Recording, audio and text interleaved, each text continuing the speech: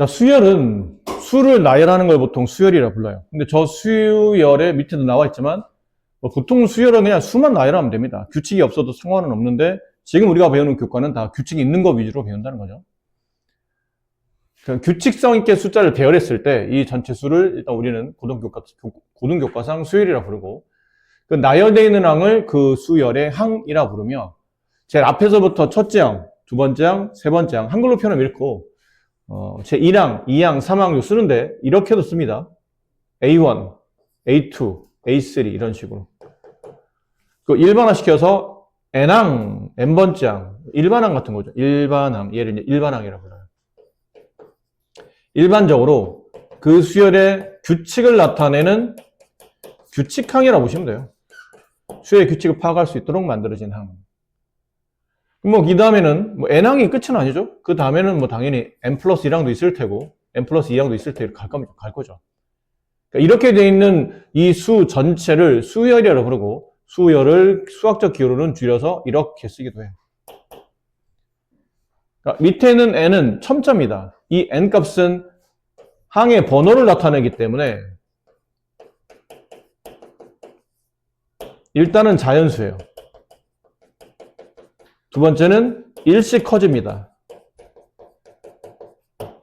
일반적으로 그래요. 저 n은 1, 2, 3, 4 자연수가 들어가면서 일씩 커진다라고 생각하시면 되겠죠. 그럼 저기 있는 저 13579죠? 예를 들어 13579 수열을 왜 배우냐면 이런 식으로 배열하다 보면 다섯 번째 항에는 9가 올 거라 예상이 되고 여섯 번째 항에는 11이 올 거라 예상이 되는데 그럼 100번째 항에는 뭐가 올까? 그럼 이렇게 되면 좀 난감하죠. 100번째까지 나열하지 않는 이상은 찾기 어려우니까. 아니면 홀수니까 분명히 홀수로 지금 배열되어 있기 때문에 53,237 이 숫자도 여기 어딘가에 배열되어 있겠죠. 그럼 과연 그 53,270 뭐라고 했죠? 하여튼 7은 297은 몇 번째 항일까요? 이런 거를 공부하고 이런 걸 정리하기 위해서 지금부터 우리는 수열이라는 규칙을 배우는 겁니다. 근데 이건 우리가 많이 보던 규칙이나 n은 지금 앞으로 수열은 n에 대한 관계식으로 많이 표현되는데 n이 항본이니까 1항일 때는 1이에요. 2항일 때는 근데 왜 a로 쓰는 겁니까? 그러면 수열도 하나의 집합의 개념이거든요. 수의 모임이니까. 근데 집합 쓸 때로 보통 그렇게 썼잖아요. 대문자를 집합 개념을 쓸 때 라지 a로 쓴다면 그 안에 원소들은 소문자로 쓰잖아요. 그런 것처럼 대문자 여기 있는 집합 a를 수열 전체로 본다면 그 안에 들어있는 원소는 항이라고 표현하고 그 항은 번호를 매길 수 있다는 얘기죠. 그 안에 1항, 2항, 3항 이런 식으로. 그래서 보통 a라고 쓰고 수열을 두 개 이상 표현할 때는 그때는 B1, B2, B3 이렇게 표현하게 돼요. 이건 특별한 말 없으면 수열이 하나밖에 없을 때는 알파벳 순서대로 그냥 A1, A2 이렇게 하는 거고 두 개 이상 배열되면 B1, B2, B3, C1, C2, C3 이렇게 배열하게 됩니다. 두 번째 항, 세 번째 항, 네 번째 항인데 이렇게 하다 만약 N번째 항이 온다면 여기는 이 N번째 항을 나타내는 규칙은 뭐라고 써주면 될까요? 우리가 많이 쓰던 식이야. 홀수니까. 2n-1이에요. n에다 1 집어넣으면 여기 n이 이제 이 n 값이 1이 되게 되면 이거 나오고 n이 2가 되게 되면 이거 나오고 3 집어넣으면 이거 나오고 4 집어넣으면 이거 나오고 우리 앞으로 이제 이런 걸 찾는 연습을 할 거라는 얘기죠. 이건 우리가 워낙 잘 아는 숫자니까 빨리 캐치할 수 있는데 좀 다른 항의 배열이거나 다른 규칙이라면 어떻게 해서 저런 일반항이 나타나는지 이제 찾기가 좀 어려워질 수도 있겠지만 이제 공부해 가는 겁니다. 그래서 일반항 어떻게 보면 수열에서 가장 중요한 내용이에요. 일반적으로 수열을 나타낼 때 각 항에 번호를 붙여서 이렇게 나타내는데 이때 n항을 이 수열의 일반적 항 혹은 규칙을 표현하는 항이라고 해서 일반항이라고 부르고 앞으로 우리는 수열의 일반항을 통해서 이 수열을 간단하게 정리하기 위함이다 라는 거죠. 연습 문제. 다음 수열의 일반항을 구해봐라. 그러니까 이렇게 숫자로 나열되어 있지만 n항일 때는 이 수의 규칙이 무엇인지 n에 대한 관계식으로 표현해봐라 라는 뜻이죠. 근데 1항일 때는 2분의 1이에요. 근데 2항일 때는 3분의 2가 되고 3항일 때는 4분의 3이 되는데 규칙이 뭘까요? n항이 되면 분자는 항의 번호랑 똑같죠. 그렇지? 분자는 하나의 번호랑 똑같아요. 분모는 항상 분자보다 1씩 큽니다. 그럼 분자는 항의 번호, 분모는 항의 번호보다 1 큰 숫자. 이게 이제 규칙상에 대해서 일반항이 저렇게 작성이 되는 거고. 나중에 이 수열에 뭐 100번장을 구하시고 그러면 n에다 뭐 집어넣으면 돼요? 근데 100 집어넣으면 돼요. 그럼 101분의 100이 이 수열의 100번장에 배열되어 있겠죠. 그렇게 찾아가는 겁니다. 여기는 1항은 마이너스 1, 2항은 1, 3항은 마이너스 1, 4항은 1. 이건 보통 거듭제곱, 마이너스 1에 거듭제곱이 많이 나오잖아요. 마이너스 1에 n제곱 하면 되겠네요. 그럼 1항일 때는 n에 1 집어넣으면 마이너스 1, 2항이면 짝수니까 플러스 1, 3항이면 또다시 마이너스 1 이렇게 반복될 테니까. 여기는 1항은 9, 2항은 99, 3항은 999. 그럼 이렇게 하다 보면 10항일 때는 9가 몇 개 있다는 얘기죠? 10개 있다는 얘기긴 해. 그럼 n항은 9가 n개 있습니다. 이건 좀 약간 표현이 이상하잖아. 느낌은 알겠는데 이렇게 식을 쓸 수는 없잖아요. 그래서 고민하다가 이런 생각을 해본 거죠. 10의 1제곱 마이너스 1, 10의 제곱 마이너스 1, 10의 세제곱 마이너스 1. 이렇게 규칙이 아닐까요? 이 항의 규칙은? 그럼 n항은 10의 n제곱 마이너스 1 이렇게 되겠다. 이게 이제 규칙항이 된다는 거죠. 자, 이제부터 본격적으로 이제 수열을 배울 텐데, 여러분 교과 과정상 수열을 2개 배웁니다. 하나는 등차 수열, 하나는 등비 수열. 여러분은 축복받은 세대예요? 갑자기? 수학을 굉장히 쉽게 배우고 있는 세대이기 때문에 그래요. 예전에 여러분 선배들 때는 그 선배들이 물론 선생님 때는 나 때는 하니까 나도 좀 이상한 옛날 사람 같은데, 선생님 때는 정말 수학이 좀 많이 어려웠었어요. 그 무슨 수학자가 되는 것, 학생인데도 불구하고 마치 수학자가 될 것처럼 교과 과정이면 증명이 엄청 많다거나 이랬었는데, 가면 갈수록 이제 학생들이 좀 전에 본 것처럼 이런 거예요. 일정한 차이가 발생해요. 1항에다가 3 더하면 2항, 다시 3 더하면 3항, 다시 3 더하면 4항, 이런 식으로 일정한 숫자를 계속 더해서 만든, 그 일정한 숫자가 양수이면 뒤로 가면 갈수록 숫자는 커지는 거고, 그 일정한 숫자가 음수가 되면 뒤로 가면 갈수록 숫자는 작아지겠죠. 그럴 때 그 일정한 수를 더해서 만든 이 전체 수열을 차이가 일정한 수열, 그래서 등차 수열이라고 부르고, 그 일정한 숫자, 차이가 일정한 그 일정한 숫자를 공통된 차이, 그래서 여기 나와 있죠? 커먼 디퍼런스. 공통된 차이 줄여서 공차라 말하며, 디퍼런스의 줄임말 앞에 D자를 땁니다. 그래서 보통은 D라고, 소문자 D라고 써요. 공통된 차이. 그래서 등차 수열에서 이웃하는 두 항 사이의 관계식이 이렇게 좀 나와 있죠? 여기 밑줄 안 넣으실까요? 이웃하는 두 항 사이 관계. 꼭 두 항이 아니어도 되는데, 이웃하는 항 사이의 관계식. 아이고, 이렇게 이상하게 됐네. 이웃하는 항 사이의 관계식. 얘를 뭐라 부르냐면 점화식이라 불러요. 근데 요즘은 이 단어가 한자어기 때문에 잘 안 쓰는데, 마땅히 대체할 단어가 없다 보니까 점화식이라 부릅니다. 이웃하는 항 사이의 관계식. 그럼 이 수열이 등차 수열이라면 그 등차 수열을 나타나기 위한 이웃하는 항 사이의 관계식이 뭡니까를 물어보는 거죠. 자, 이제 그걸 공부하기 전에 이제 잠깐 보세요. 이게 수열이 등차 수열일 때는 저기 있죠? 여기 1, 4, 7, 10, 13, 그 다음 뭐 나올까? 16 나오겠죠? 그 다음 이제 19 나올 테고. 이렇게 커지는데, 느낌이 이래요. 첫 번째 항은 A1, 얘가 1이고, 두 번째 항은 4인데, 이 4가 뭐냐면, 첫 번째 항 1에다가 공차 3을 한 번 더 한 겁니다. 공차 3을 한 번 더 한 겁니다. 그러면 세 번째 항은 7인데, 이 7은 먼저 있었던 2항 있죠? 2항. 이 4에다가 다시 공차를 한 번 더 덧셈한 거죠. 근데 4라는 게 위에 보면 다시 1 플러스 3 곱하기 1에다가 또 3 곱하기 1을 덧셈한 거라 느낌상 이런 거예요. 첫 번째 항에다가 공차를 한 번 더하면 두 번째 항이고, 두 번 연속해서 더하면 세 번째 항 나와요. 그럼 이렇게 정리하다 보니 첫 번째 항에다가 공차 3을 연속해서 두 번 더하면 세 번째 항이 나와요.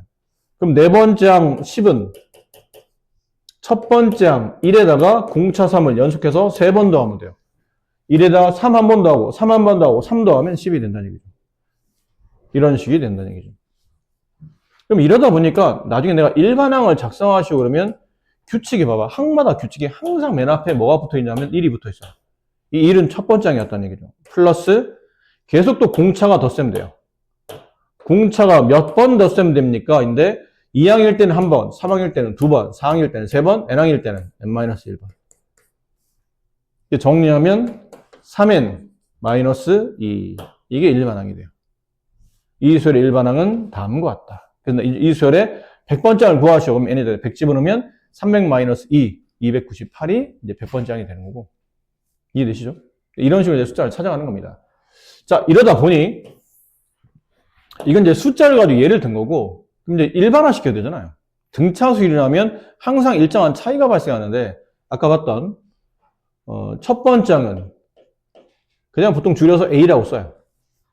1 빼고 A라고 보통 쓰고, 두 번째 항은 첫 번째 항에 공차를 한 번 더한 것, 세 번째 항은 첫 번째 항에 공차를 두 번 더한 것. 이렇게 하다 보니 n항은 첫 번째 항에 공차를 n-1번 더한 것. 됐나요? 이게 등차수열의 일반항입니다. 끝났어요. 앞으로 첫째 항과 공차만 알면 그 수열의 일반항을 작성할 수 있다. 좀 전에 얘 같은 경우도 첫 번째 항이 1이네? 공차는 3이네? 그럼 여기다 집어넣어요. 일반항 A에는 첫 번째 항 1 플러스 n-1 곱하기 공차 3. 이거 분배하면 3n-2 이렇게 된다는 얘기죠. 아셨나요? 이렇게 일반항을 구할 수도 있고 이럴 수도 있다. 등차수 일반항 구할 때 등차수는 항상 차이가 일정해야 된다며. 항과 항 사이. 그럼 1항과 2항 사이, 2항과 3항 사이, 3항과 4항 사이 항상 차이가 일정해야 돼. 그럼 2항에서 1항을 빼면 이게 이제 공차가 되는 거죠. 3항에서 2항을 빼도 공차가 돼요. 그렇죠? 항상 차이가 일정해야 되니까. 4항에서 그 앞에 있는 3항을 빼도 항상 일정한 차이가 나와야 돼요. 이렇게 하다 보니까 나중에 n항에서 바로 앞에 있는 n-1번째 항을 빼도 공차 d가 나와야 돼요. 이거 이해됩니까? 좌변을 쭉 더 더합니다. 그럼 여기는 A2, -A2, A3, -A3 지워져요. 앞뒤 지워지면 이렇게 남아요. 그럼 좌변은 AN이 남고 여기 -A1이 남고 D가 덧셈 되는데 몇 번 덧셈 되냐는 거죠. D는 요 뒤에 있는 숫자 따로 움직여요. 한 번, 두 번, 세 번, n-1번. 얘를 일로 넘기면 AN은 A 플러스 n-1 D 이렇게도 일반항이 작성됩니다. 그러니까 등차수열 일반항 작성하는 방식은 이렇다라는 거고 이제 여기서 아까 우리가 했던 등차수열의 점화식이 나타나요. 등차수열이라면 그 등차수열은 n 플러스 1항에서 n항을 빼도 여전히 공차 D가 나온다.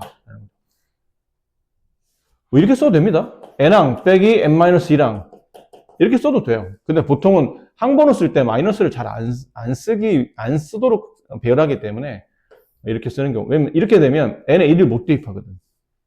그래도 n에 1 못 대입하잖아. n에 1 대입하면 이게 영항이 되는데 수열이 영항은 없어요. 그래서 이게 틀린 식은 아닌데 그렇게 되면 여기 n에다 뭐 써야 되냐면 2 이상의 자연수 이렇게 또 붙여놔야 돼. 오히려 쓰기가 더 불편해지기 때문에 그래서 이런 표현보다는 이런 표현을 좀 더 많이 쓰는 이유입니다. 됐죠? 자, 밑에 보면 이제 등차 중항이 나와요. 등차 중항은 사실 이거 여러분이 알고 있는 내용이에요. 맨날 많이 하던 내용이야. 항과 항의 차이가 일정하다면 이런 거죠. 1, 3, 5. 이 세 개 숫자는 이 순서대로 등차수열을 이루죠. 공차가 2인 등차수열이에요. 근데 가운데 있는 3에 2배 하게 되면 양쪽 끝에 있는 두 개 항의 합과 같다라는 걸 알 수 있어요.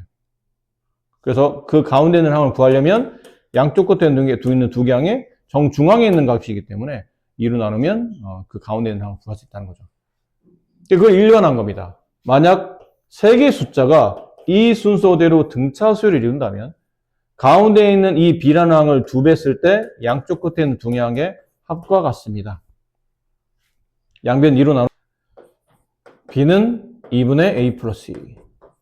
자, 이랬을 때 이 가운데 있었던 B를 양쪽 끝에 있는 A와 C의 가운데 있는 항이라고 해서 등차 수열의 가운데 있는 항이라는 뜻으로 등차 중앙이라고 불러요. 아셨죠? 네. 그럼 이 숫자를 좀 더 배열해 볼까요? 저기를 1, 3, 5. 그럼 이 3은 1과 5의 등차 중앙이지. 근데 그 다음 7이 오게 되면 그 다음에 5가 3과 7의 등차 중앙이 돼요. 9가 오게 되면 이 7은 5와 9의 등차 중앙이죠. 근데 이랬을 때 가운데 있는 이 5가 3과 7의 등차 중앙이기도 하지. 그때는 공차가 2짜리인 등차 수열의 등차 중앙이에요. 근데 계열상 한 칸씩 더 건너뛰어서 이렇게 되면 5가 1과 9의 등차 중앙이 되기도 해요. 근데 이때는 공차가 4인 등차 수열의 등차 중앙이 되는 거겠죠. 아셨죠? 이런 규칙도 있다는 걸 아실 필요가 있어요. 이제 연습 문제로 갑시다.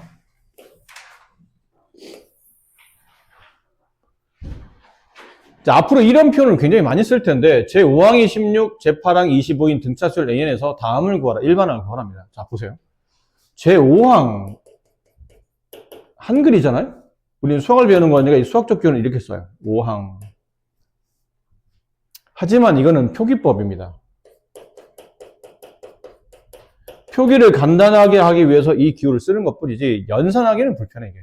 그래서 연산할 때 이 수열이 등차수열이라면 5항은 이렇게 쓰지 않는다는 얘기죠. 아까 일반항 구하는 공식 있었잖아요. 등차수열이 일반항 구하는 공식은 n항 구할 때는 a 플러스 항번호 빼기 1 곱하기 공차 d.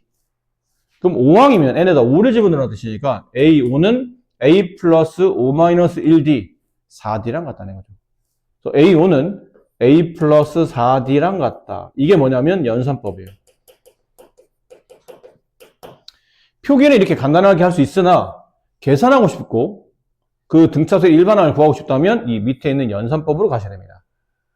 그럼 5항은 a 플러스 5 빼기 1 4d 걔가 16이고 8항은 a 플러스 8 빼기 1 7d가 25. 위아래를 배열하죠? 위에서 아래를 빼면 이제 마이너스 3d 이거 빼게 되면 마이너스 9. 따라서 d는 3. 여기다 d3 집어넣어요. 넘어가면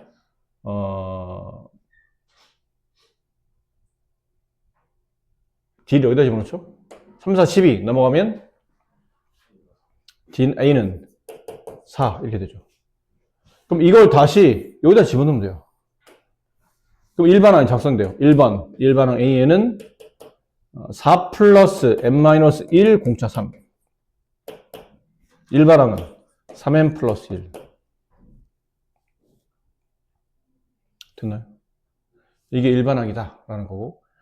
그 다음에 이제 2번 제33항을 계산하시오라는 뜻은 A33을 구하라는 얘기죠. 거기다 33 집어넣으면 돼요. 그럼 99 플러스 1이니까 100이 되고 3번 181은 제 몇 번장입니까? 이거는 항 번호를 말하는 게 아니고 그 항이 나타내는 숫자니까 일반항 자체, 얘 자체를 말해요. 일반항 자체. 이 일반항 자체 이 숫자가 181이 되려면 도대체 이 n에 뭐 집어넣어야 됩니까? 물어보는 거죠. 넘어가면 180이 남고 n은 60이 됩니다. 결론은 60번장에 이 수열에 181이 나타난다라는 표현이죠. 됐나요? 자, 참고로 보세요. 참고로. 이게 좀 전에 첫 번장이 4이고 공차가 얼마였죠? 3이었나요? 네. 이랬었죠? 뭐 대단치는 않아요. 근데 일반항, 등차수열의 일반항은 a 플러스 n-1d가 되는데 이거를 n에 대한 관계식으로 정리하겠죠. 아무래도 n에 대한 표현이니까. 이걸 전개하다 보면 d는 n 앞에 곱해지고 플러스 a-d 이런 모양으로 d는 상수항이 만들어져요. 그럼 뒤까지는 모르겠지만 n 앞에 붙어있는 n에 대한 이게 등차수열일 때는 첫 번째 기억해야 될 게 이게 등차수열이면 일반항이 n에 대한 1차식이에요. 두 번째, 그 n의 개수가 공차예요. 그치? 그럼 이런 것도 보면, 이걸 보면 이 공식에 집어넣어도 되긴 하는데, 바로 작성을 할 수 있어요. an. 등차수열이네? 그럼 n에 대한 1차식이겠지. 그 앞에 붙는 개수는 공차가 올 거야. 그 뒤에는 상수는요, 뭐 이걸 외우면 좋고, 못 외웠다 하더라도 상관없어요. n에 1 집어넣으면 첫 번째 항 4 나와야 되잖아요. 근데 n에 1 집어넣으면 3밖에 안 나오거든? 그 뒤에 1 붙이면 돼요. 그럼 간단하게 일반항을 뭐 일일이 집어넣어서 뭐 계산하고 이러지 않아도 금방 간단하게 구할 수 있다는 거죠. 뭐 예를 들어, 첫째 항이 마이너스 3이에요.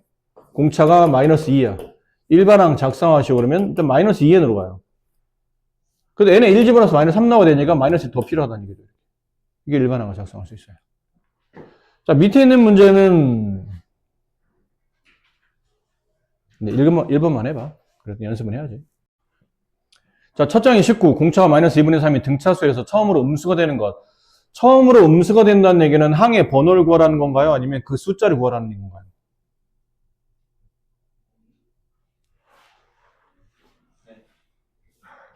못 들었어요.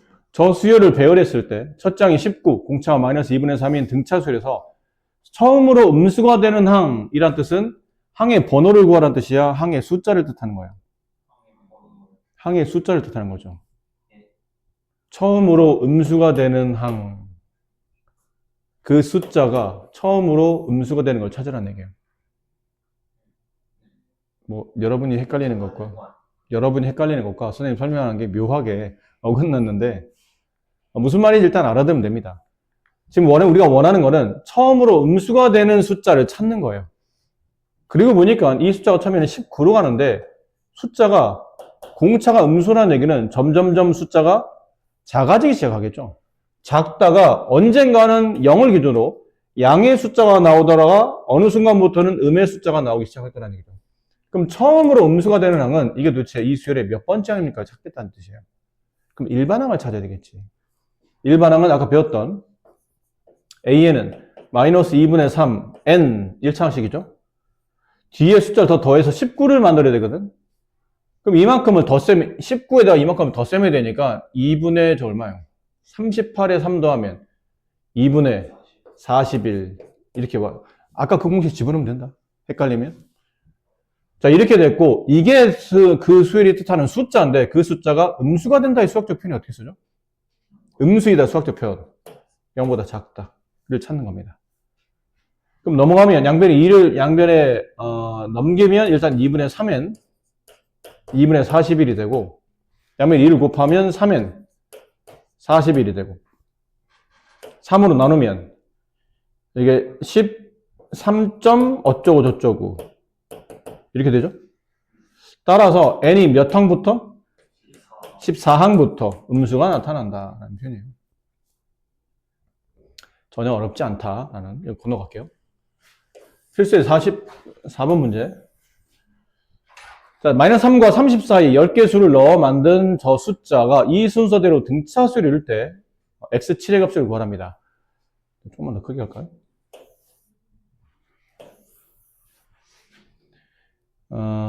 마이너스 3과 30 사이에 숫자를 10개를 집어넣었죠. 그럼 여기는 x1이라는 거는 수열 전체로 본다면 이 x1은 몇 번째 항이에요? 두 번째 항이에요. 얘가 첫 번째 항이고 얘는 세 번째 항이고 네 번째 항이고 그럼 얘는 몇 번째 항일까요? 11번째 항이고 그럼 얘는 몇 번째 항이에요?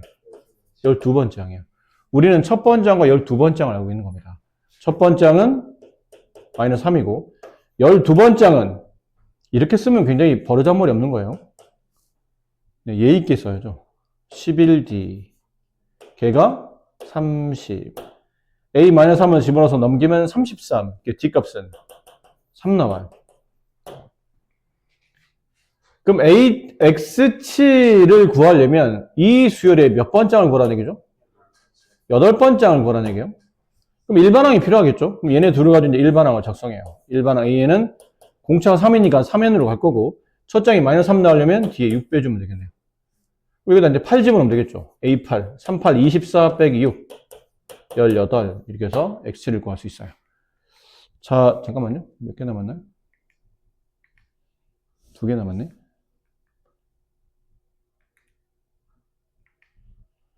두 개부터 빨리 설명드리고 네, 문제는 상황에 따라 다시 풀도록 할게요. 아직까지는 괜찮죠? 네. 세 숫자가 이 순서대로 등차수를 이룰 때 모든 x값의 합을 계산하시오. 세수가 이 순서대로 등차수를 이루어요. 그럼 가운데 있는 얘를 뭐라 부른다고요? 양쪽 끝에는 두 개항의 등차 중항이라 불러요. 그럼 등차 중항이 성립했다는 얘기는 가운데 있는 항을 2배 하게 되면 양쪽 끝에는 두 개항의 합과 같더라. 이렇다 뜻이고, 분배하면 2x제곱, 3x가 1로 넘어오면 마이너스 3x, 마이너스 6에 플러스 4니까 마이너스 2. 인수분해하라는 얘기죠. 2x, x, 여기 2, 여기 1, 이쪽에 플러스 이쪽 마이너스 이렇게 주면 되겠네요. 따라서 2x 플러스 1, x 마이너스 2, 0. 따라서 x는 마이너스 2분의 1과 2인데, 지금은 모든 x값의 합을 구하는 거니까 이게 분수라고 안 될 게 있나요? 음수라고 안 될 거 있습니까? 문제 구조상 저 수열이 자연수입니다, 뭐 정수입니다 이런 말이 써 있는 건 아니기 때문에 둘 다 상관없다는 얘기죠. 그럼 모든 x값의 합을 구하는 거니까 이럴 필요도 없었네요. 모든 x값의 합을 구하려면 어떻게 하면 돼요? 근과 계수관계 마이너스 a분의 b, 마이너스 a분의 b 2분의 3 이렇게 쓰시면 됩니다. 굳이 이렇게까지 할 필요는 없었던 것 같아요. 자, 등차 수열 합 들어가기 전에 일반항의 마지막 문제. 등차 수열 이루는 세수의 합이 12이고 곱이 28일 때 세수의 제곱의 합을 계산하죠. 왜 중학교 때 우리가 이런 거 혹시 기억나요? 세수가 연속하는 짝수예요. 그럼 이거 세 개의 숫자를 미지수 두는 방식이 있었죠. 얘를 x, 그 다음은 x 플러스 2, x 플러스 4. 아니면 가운데 x, 양쪽 끝에 x 마이너스 2, x 플러스 2. 아니면 가장 큰 수 x, 얘는 x 마이너스 2, x 마이너스 2. 이런 기억나요? 근데 그 중에 특별한 말 할수록 얘가 제일 좋다고 그랬죠. 좌우 대칭. 얘도 그런 느낌이에요. 등차수를 이루는 세수를 그냥 아무 생각 없이 a, b, c 이렇게 두지 마시고 뭐라고 들은 게 좋냐면 가운데 있는 수를 a로 본다면 그 앞에 있는 수는 a-t. 공차만큼 차이가 벌어져 있는데 앞에는 공차만큼 뺀 숫자, 뒤는 공차만큼 더한 숫자. 이렇게 하면 좌우 대칭으로 계산하기 편해요. 그럼 연속하는 이 세 숫자의 합이 이거 세 개 더하면 3a가 되죠. 그 합이 12. 따라서 a 값이 나왔어요. 나왔으면 주저하지 마시고 집어넣어야 되죠. 얘는 4, 얘는 4-t, 얘는 4 플러스 t. 그들의 이걸 곱해보면 얘랑 얘랑 곱하면 합차가 되죠. 근데 이렇게 일단 합시다. 이렇게 4 곱하기 4-t, 4 플러스 t. 그 곱이 28. 이렇게 약분시켜 그냥. 그럼 얘는 16-d제곱. 얘가 7. 그럼 d제곱은 9. 따라서 d값은 뿔마 3인데 공차가 양인지 문제를 모르죠? 문제 구조상. 그런 말 안 나와 있으니까. 그럼 만약 d가 3이라면 여기다 3 집어넣으면 d가 3이라면 여기다 집어넣으면 얼마예요? 이렇게 되는 거고 공차가 마이너스 3이라면 이렇게 되겠죠. 배열이 좀 달라지긴 하지. 하지만 어차피 우리는 세수의 제곱의 합을 구할 거기 때문에 배열은 크게 의미 없다. 어차피 이거 다 제곱해서 더할 것이다. 이렇게 하면 계산이 떨어지겠네. 그래요. 지금 여기서부터였죠. 맨 끝에 있는 세 문제시죠. 항상 페이지 맨 끝에 있는 세 문제씩. 세 문제. 6-3, 5-3, 4-3. 이거 풀고 잠깐 쉬었다 합시다. 등차수를 이루는 네 수의 합이 10이고 가운데 두 수의 곱은 가장 작은 수와 큰 수의 곱보다 30이가 클 때. 자, 이번엔 4개죠. 근데 3개, 이게 홀수개이면 가운데를 기준으로 이렇게 벌리면 되는데 이게 짝수기가 되면 벌리기가 애매하잖아요. 이럴 때는 이렇게 쓰시면 돼요. a 빼기 t. 두 번째 항. 세 번째 항. a 플러스 t. 첫 번째 항.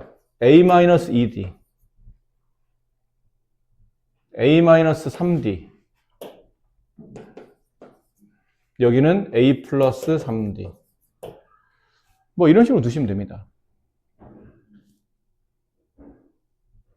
이렇게 되면 공차가 2d가 되는 등차수열이 되는 거죠. 근데 어차피 우리는 가장 큰 수를 알고 싶은 거지 공차가 얼마인지를 알고 싶은 건 아니니까. 아니면 이렇게 두기 뭐 하면 이렇게 둬도 돼요. a 플러스 d A 플러스 2D, A 플러스 4D. 뭐 이렇게 둬도 돼. 상관없어요.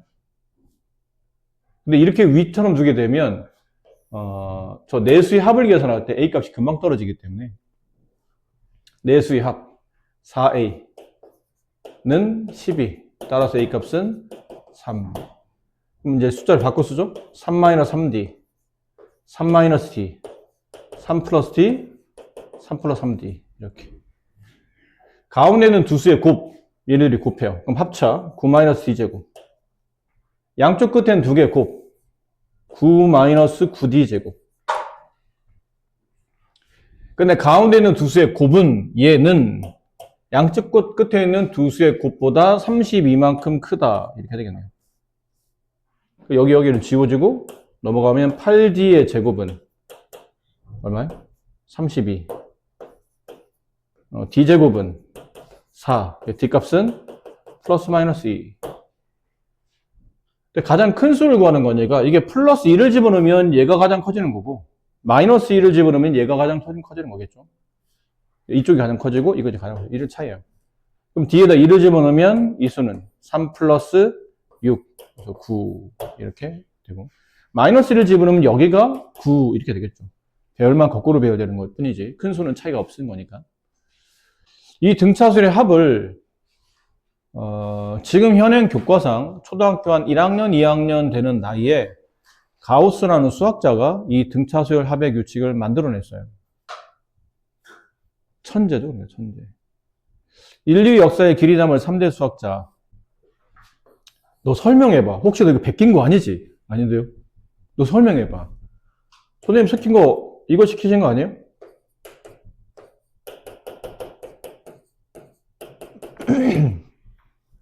근데 저는 이걸 한 번 더 배열했는데, 거꾸로 배열해봤어요.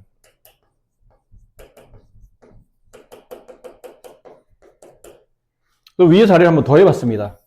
S를 두 번 더 했으니까 2S가 될 테고, 100일, 100일, 100일. 100일이 100번 나오네요. 그럼 2S는 100 곱하기 100일인데, S 하나만 구하는 거니까 양변 2로 나누면 이거일 테고, 이 구조는 2분의 항의 개수, 가로 첫 번째 항 1 플러스 마지막 항, 이런 느낌으로 식을 정리할 수 있어요. 라고 얘기했더니, 선생님이 가우스를 보면 놀랬겠죠. 놀란 정도가 아니고, 야, 이 새끼 사람 아니구나. 이런 생각을 했겠죠. 자, 그래서 이걸 정리해서 말씀드리면 이렇습니다. 수열의 합을 정리할 때, n항까지 합을 앞으로 뭐라 쓸 거냐면, 이것도 기호해야 되잖아요. 1항부터 n항까지 합. 1항, 2항, 쭉 해서 n-1항, n항. 이 1항부터 n항까지 합을 앞으로 줄여서 SN이라 부를 겁니다. 이 S가 뭡니까? 그러면 뭐 영어죠. 그냥 썸의 약자예요. 합계라는 뜻의 썸의 약자입니다. 그러니까 n항까지 합이라는 뜻이에요. 강제성을 둬요. 근데 대신에 SN은 무조건 1항부터야. 다른 항은 안 돼. 제 1항부터 여 끝에 있는 n항까지의 합. 이게 만약 S10이면 제 1항부터 10항까지 합이라는 뜻이에요. 이거 뒤집어서 반대로 덧셈하는 거죠. 이렇게. 이렇게 덧셈하는 거예요. 그럼 하다 보니까 아까 한 것처럼 ESN이 되고 얘는 총 N개 항이 총 N개 항이죠. A1 플러스 AN 이렇게 된 거죠. A1 플러스 AN 이런 느낌이에요. 어차피 얘랑 더한 얘랑 더한 거랑 같은 거거든요. 아까 보신 것처럼. 이렇게 정리했고 이걸 양변 2로 나눴더니 SN은 2분의 N A 플러스 AN. 책에서 이 AN을 뭐라고 표현했냐면 L이라고 표현했을 거예요. 아마 여기도 책 보면 N항 마지막 항이라는 뜻인데 그냥 마지막 항은 그냥 AN으로 생각하시면 돼요. 근데 느낌상 왜 L로 썼냐면 AN 쓰면 또 애들이 일반항과 헷갈리거든. 수열의 일반항. 일반항을 왜 갖다 썼지? 그거 아니고 SN이니까 N항까지 합이에요. 결국은 N항이 마지막, 여기서 수열의 합에서는 이 N항이 마지막 항이었을 거라는 얘기죠. 그 마지막 항을 일반항과 헷갈리지 말라고 L로 써줬는데, 실제로는 N항이라는 뜻이에요. 그럼 이 공식은 뭐만 알면 되는 공식이냐면, 첫째 항과 마지막 항과, 그 다음에 항의 개수만 알면, 그 수열의 n항까지 합을 조사할 수 있다는 뜻이죠. 단, 이걸 조금만 정리해보니까 2분의 n하고 여기는 an은 뭐랑 같아지냐면 우리가 앞에서 배웠던 거죠. a 플러스 n-1 뒤로 이 n항을 다 정리할 수 있죠. 그럼 얘랑 얘랑 덧셈하다 보니까 a가 두 번 덧셈되고 n-1 곱하기 공짜 d라는 공식이 또 나와요. 그럼 이 공식은 첫째 항과 마지막 항을 알면 쓸 수 있는 공식인 거고, 이 공식은 첫째 항과 공차와 항의 개수를 알면 쓸 수 있는 공식인 거죠. 그러니까 차이는 이거예요. 공차를 알고 있으면 이 두 번째 공식, 마지막 항을 알고 있으면 첫 번째 공식.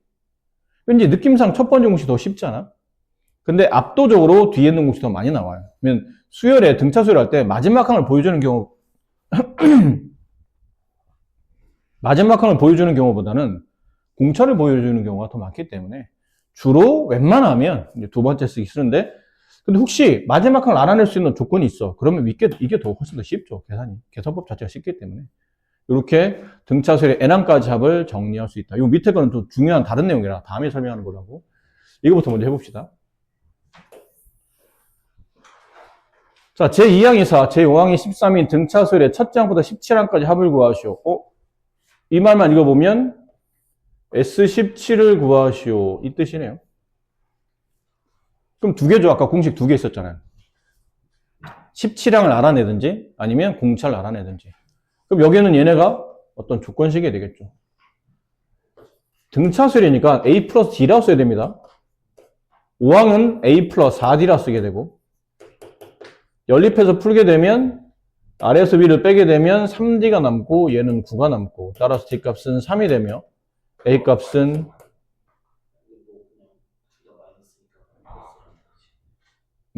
아래에서 위를 뺐는데 미안합니다. 아래에서 위를 뺐다고 말씀드렸는데 이렇게 됐어요. A가 1, D가 3 이런 편인 거죠. 그러면 이제 17항을 계산하는 방식, 2분의 항수 17개 곱하기 첫 번째 항의 2배 2 플러스 항수 빼기 1 곱하기 공차 D, 이렇게 해서 계산하셔도 되고, 이렇게 계산하면 여기는 홀수로 약분이 안 되고 이쪽은 18에다 1을 더하면 20이 있죠? 아니죠. 48에 1을 더하면 50이죠. 50을 2로 나누면 25예요. 17 곱하기 25 이러면 정답이 되는 겁니다. 근데 그러는 방식도 있고, 아니면 1번 공식을 써먹겠다고 일반항을 작성해서 A에는 공차가 3이니까 3n으로 갈 테고 n에 1 집어넣어서 첫 번째 1 나오려면 뒤에 빼기 2 붙어야 되고, 17항을 알고 싶은 거잖아요. A17. 여기다 17 집어넣으면 3 곱하기 17 마이너스 2 49.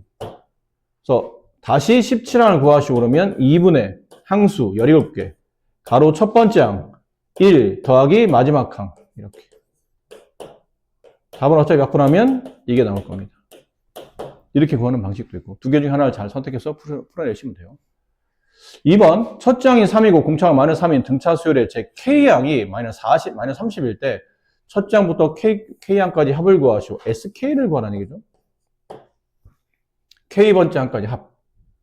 그러려면 K가 이게 몇 번째 항인지 알아내려면 여기서 일반항을 작성해야 되겠네요, 아무래도. 첫째 항이 3이고 공차 마이너스 3인 등차 수열이니까 A에는 공차 마이너스 3n으로 갈 테고, 첫째 항 3 나오려면 6 나와야 되겠죠. 그럼 여기다 이제 K를 대입해서 AK항을 계산하려면 마이너스 3K 플러스 6이 될 테고, 이게 마이너스 30이라는 숫자가 나타나야 돼요. 그럼 3K 값은 36, 따라서 K 값은 12가 되네요. 12번째 항까지 합을 구하라는 얘기네요. 이렇게. 그럼 2분의 항수 12개 가로 첫 번째 항의 2배 6 플러스 항수 빼기 1 곱하기 공차 마이너스 3, 이렇게 하셔도 되고, 아니면 2분의 항수 첫 번째 항 3 플러스 마지막 항, 마지막 항이면 12번째 항이죠. 그죠? 이게 12번째 항이잖아요. K항 12번째 항 마이너스 30, 이걸 처리하셔도 되고, 답은 어차피 똑같이 나올 테니까. 되셨습니까? 네. 연습을 안 해도 괜찮지 않을까요? 여기는 집에서 하셔도 될 것 같은데, 이 정도는. 8번. 자, 첫째 항부터 5항까지 합이 15, 첫째 항부터 10항까지 합이 80인 등차수열에 첫 장부터 20항까지 합을 구하시오. 사실 이 문제는 좀 쉽게 푸는 방식이 있어요. 그러니까 항의 배열의 규칙을 통해서 5항까지, 10항까지, 그 다음 20항까지 이렇게 항의 규칙을 통해서 이걸 간단하게 빠르면 암산도 가능해요. 그렇게 풀 수 있는 내용이 있는데 그걸 설명하면 어차피 이게 정석적 개념은 전혀 애들이 연습 안 하기 때문에 나중에 시험 보기 전에 그때 설명드릴 거고 지금은 정석적인 방법으로 5항까지 합 SO 이게 15 그 다음에 10항까지 합 S10 걔가 80 얘네 둘을 가지고 S20을 구하시오 인 거죠.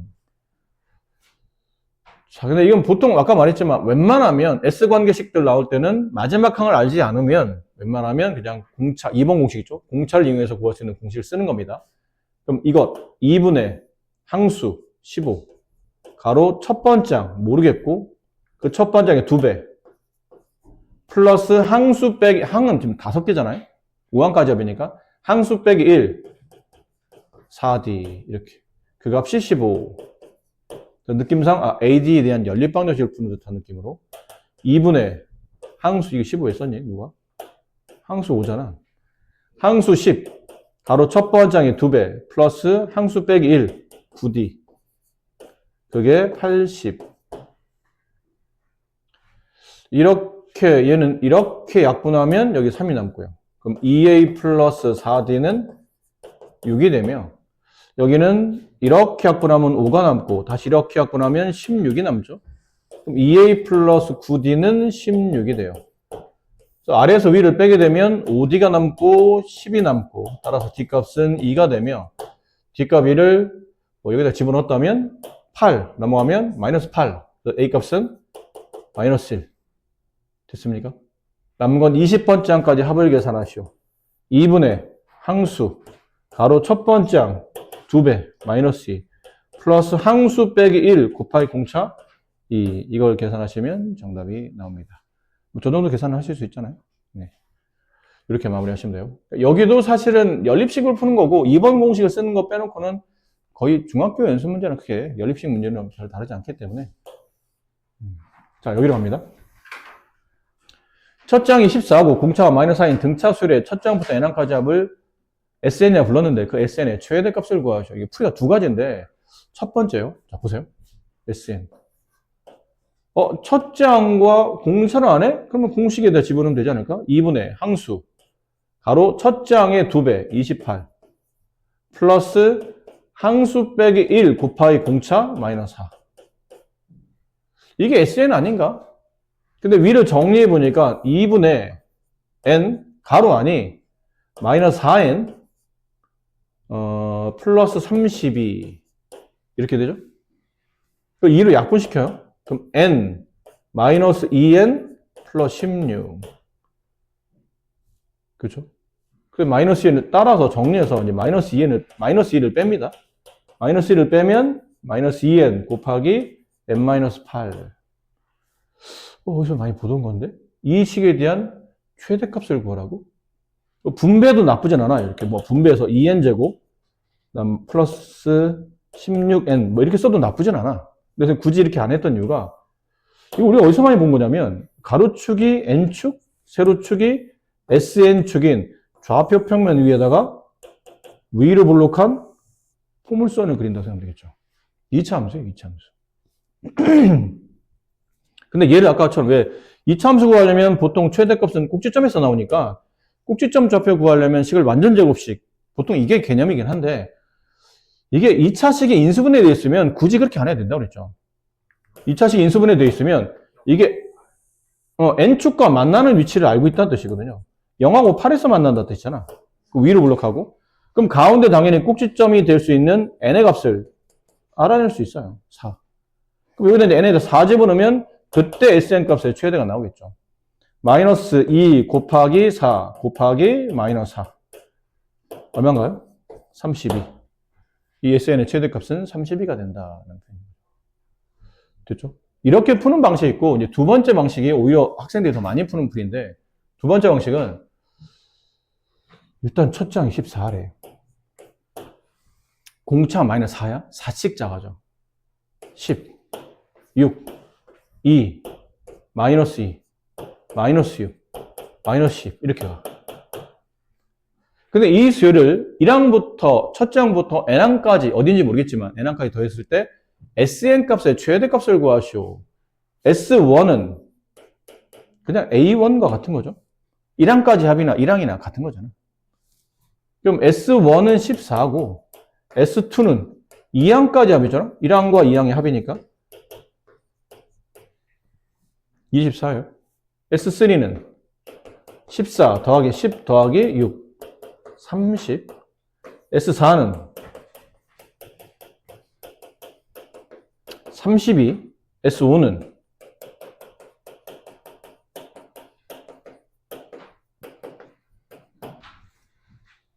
어떤 느낌인지 아시겠어요? 여기 항이 양수로 배열되어 있을 때까지 더했을 때가 SN의 최대값이 나온다는 걸 알고 있죠. 그 뒤로 이제 항을 더하기 시작하면 합이 이제 점점점 다시 작아지기 시작할 겁니다. 그래서 SN의 최대값을 구하려면 그때 n의 값은 4이며 그때 SN 값은 32입니다. 하는데 이게 숫자가 별로 안 크니까 이렇게 배열이 되겠지. 학교 시험은 이렇게 안 나겠죠. 애들 장난하는 것도 아니고 이렇게 나오지는 않을 거 아니에요. 그러니까 느낌만 살리는 겁니다. 첫 번째 항이 10이고 공차가 마이너스 4인 등차수리니까 숫자가 계속 점점점 작아지겠구나. 작아지는데 이 SN의 최대값을 구하라는 얘기는 결국 항이 양수가 나왔을 때까지 더하면 그때가 최대값이구나 라는 거죠. 일반항을 작성하게 되네. 왜? 어디까지 양수인지 알고 싶으면 규칙을 찾아야 되는 거니까 일반항을 작성하자. 이게 등차수리니까 공차가 마이너스 4n, 공차가 마이너스 4니까 마이너스 4n. n에 1집어넣어서 14 나오려면 이 뒤에 뭐 붙어야 돼요? 18 이렇게 붙어야 되겠죠. 그럼 이게 이 항이 언제까지 양수가 되는 겁니까?를 물어본 거니까 마이너스 4n, 마이너스 18, n은 대충 4. 어쩌고 저쩌고보다 작은 항이죠. 그럼 1항부터 4항까지가 다 양수란 얘기야. 그 얘기는 n이 4보다 작은 4. 얼마니까 n이 4항 이하부터는 모두 다 항이 양수입니다 라는 뜻이거든. 그럼 따라서 양수가 최대한 끝까지 배열되어 있을 때까지 더했을 때가 최대값일 테니까 n이 4일 때 그럼 S4 값을 계산하시오 이 뜻이죠. 됐죠? 그럼 이제 방법은 마지막 항을 알고 있는 상태거든. 2분의 항수 4개 첫 번째 항 14 4항을 대입하면 돼요. 여기다 4 집어넣으면 얼마죠? 2가 나오죠. 이렇게 이 계산은 32 이렇게 나오는 겁니다. 이렇게 푸는 게 일반적으로 친구들이 많이 푸는 풀이고 아까 풀이는 좀 더 2차 함수스럽게 푸는 건데 이게 이제 문제가 뭐냐면 이게 아마 오늘 시간상 이것도 해야 되는데 해보시면 이 9-2번이 아마 그럴 거예요. 저번 시간에 이제 애들 월수금 애들한테 풀으라고 했는데 이 2번 문제를 아까 풀었던 것 중에 그 항이 양수가 나오는 데 있잖아요. 거기까지 풀 때는 크게 문제가 없는데 2차 함수스럽게 풀면 이게 답이 좀 이상하게 애들이 이해를 잘 못하더라고. 한번 해보세요. 이거는 집에 가서 두 가지 방법으로 9-2번이었던 내 기억은 9-2번이 맞았던 것 같아요. 9-2번이었던 것 같은데 9-1번과 9-2번을 풀 때 두 가지 방법을 다 써서 풀다 보면 첫 번째 풀었던 그 2차 함수스럽게 문제 푸는 문제에서 조금 이상함이 발견될 수도 있어요. 무슨 이상함이냐면 우리 이 문제 풀 때 이렇게 풀었잖아요. 0, 8, 가운데 4 그렇지? 항의 번호가 4항 딱 이쁘잖아. 근데 가끔 이게 이렇게 안 나오고 이걸 이렇게 이 주어져 있는 식을 통해서 SN 값을 가지고 정리하다 보면 식 자체가 아마 뭐 n과 뭐의 곱이기 때문에 인수분해 돼 있는 꼴이에요. 근데 돼 있는 꼴은 얘가 0이고 얘가 만약이야. 뭐 4분의 9였어. 그럼 정가운데 있는 항을 찾아야 되잖아. 정가운데는 뭐죠? 8분의 9지. 8분의 9라는 항은 없잖아. n은 항 번호죠. 아까 처음에 말했던 SN 할 때 그 n은 항의 번호라 자연수로 카운팅이 돼. 이렇게 분수가 나올 수는 없다는 얘기지. 그럼 뭐가 잘못된 건가? 아니, 잘못된 게 아니에요. 그렇죠. 이 8분의 9에 가까운 연속하는 두 자연수를 찾아내는 겁니다. 근데 얘는 대충 1점 얼마잖아. 근데 문제는 1점 얼마니까 양쪽 끝에 1과 2가 있다는 뜻인데, 그럼 n이 1일 때가 최대인지 2일 때가 최대인지를 어떻게 하는 거지? 더 가까운 걸 찾는 거예요. 이게 1. 얼마 얼마를 하는데 1.5보다는 분명히 작겠지? 숫자 크기가. 그럼 얘가 1.5보다 작으니까 1.5는 여기 있을 거라는 얘기예요. 그럼 1은 여기쯤에 있고 2는 여기쯤에 있을 거라는 얘기지. 그럼 1을 집어넣었을 때 n이 1일 때가 2를 집어넣었을 때보다 훨씬 S1의 값이 S2의 값보다는 위에 있기 때문에 이게 최대값이에요. 가끔 이렇게 떨어질 때가 있거든. 숫자가 아까처럼 이쁘게 안 떨어지고 분수로 떨어지게 되면 그 분수를 기준으로 좌우에 있는 연수관의 두 자연수 중에 더 가까운 n값을 찾아서 대입하시면 그게 최대값이다라는 거죠. 여기까지 하고 이제 오늘 수업을 마무리해야 될 것 같아요. 자, 100 이하의 자연수 중에 6으로 나눴을 때 나머지가 2인수의 총합을 계산하시오. 100 이하의 자연수 중 6으로 나눌 때 나머지 2인 숫자의 첫 번째는 누구예요? 2입니다. 알겠죠? 2부터예요. 2는 6으로 나누면 몫이 0, 나머지가 2가 남는 거기 때문에 2부터예요. 2, 그 다음 6이 커지니까 이런 식으로 이제 숫자가 배열되겠죠? 그럼 나중에 100 이하니까 어디까지 가야 되는지 좀 헷갈리잖아. 그래서 사실은 6의 배수니까 96이 100 바로 전에 있는 96이 100 바로 전에 있는 6의 배수인데 거기 2만큼이 남아야 되니까 98이겠죠? 그런 느낌이에요. 근데 이제 문제는 98인가를 빨리 어떤 문제는 눈치챌 수도 있지만 이게 100이 아니고 1000이었어. 그러면 순간 또 1000에 가까운 6의 배수를 또 생각해야 되고 또 거기다 또 2를 더해야 되고 이게 또 쉽지 않을 수도 있거든요. 여러 가지 이유로 이 마지막에 있는 항이 뭔지를 잘 모르겠고 마지막에 있는 항이 뭔지 모르기도 하겠지만 쉽지 않겠지만 이 항이 총 몇 개 있는지도 중요하잖아. 항이 몇 개인지에 따라서 합이 달라지는 거니까. 그래서 어쨌든 뭘 하고 싶었냐면 일반항을 찾고 싶다는 얘기예요. 일반항을 찾아야 된다는 얘기죠. 그럼 공차가 지금은 6짜리잖아요. 6n으로 갈 테고 첫 번째 1 집어넣어서 2 나오려면 빼기 4 붙어야 될 테고 이게 100에 제일 가까운 100보다 작다고 칩시다. 100보다 뭐 작거나 같다도 상관없고 100 이하니까 100 이하의 수가 되시오. 그러면 6n 104 이걸 6으로 나누면 30 아니 몇 30 10 5점 어쩌고 저쩌고 저쩌고 이렇게 되죠. 그러니까 따라서 15항을 넘어가는 16항부터는 100을 넘는다는 얘기잖아요. 17이에요? 네. 17이네요. 17점 얼마. 그럼 따라서 몇 번째 항까지? 17항까지. 제 17항까지가 100 이하라는 얘기죠. 그럼 여기는 이제 17지문은 얼마예요? 98.